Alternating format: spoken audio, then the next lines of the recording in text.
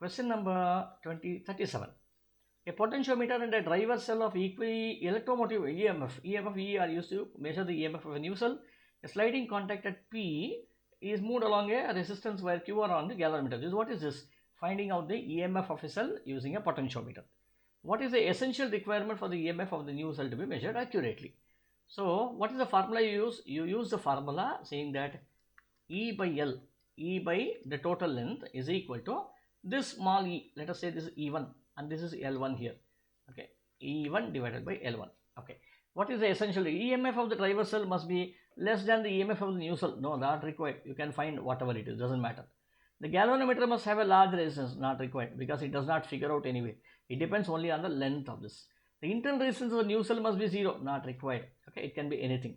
The resistance per unit length of the wire QR must be constant. What do you mean by this?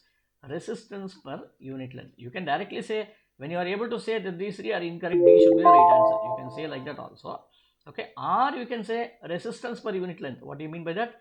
That means the length of the wire is seen to be uniform. Okay, if one of the edge is thicker, other edge is thinner and so on, then the wire will not be uniform. Okay, will not have a uniform resistance, and as a result of it, this will be incorrect.